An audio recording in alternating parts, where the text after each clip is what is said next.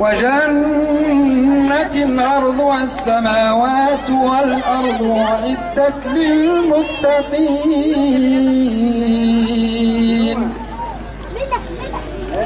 الذين ينفقون في السراء والضراء. وباسمكم جميعا أرحب بضيفنا المبجل الشيخ راشد الغنوش.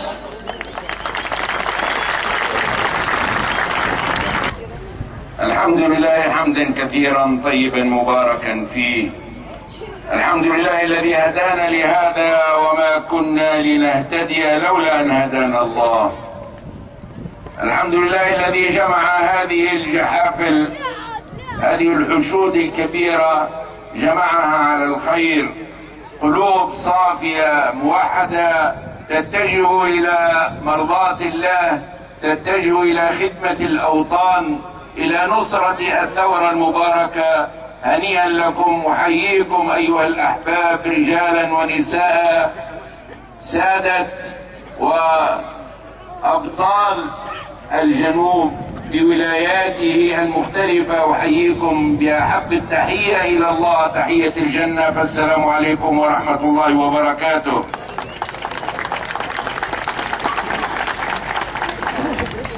لا أملك أمام هذه الجموع الغفيرة إلا أن أشكركم على ما تجشمتم من جهود. لا أملك إلا أن أدعو الله سبحانه وتعالى أن ينزل سكينته ورحماته وبركاته عليكم جميعا أيها الأحباب، أيتها الرجال والنساء، جزاكم الله كل خير. نحن هنا أمام مشاهد كثيرة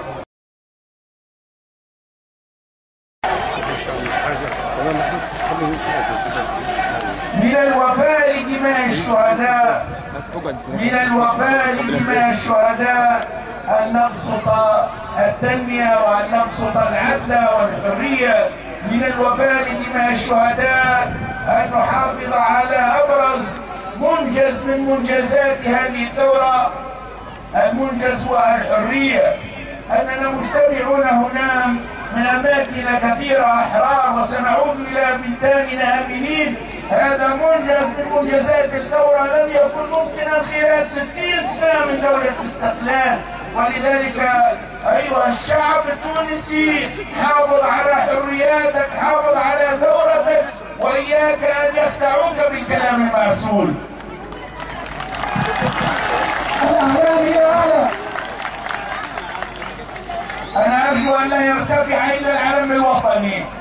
ارفعوا فقط الأعلام الوطنية، لأن بلادنا ما زالت محتاجة للوحدة الوطنية.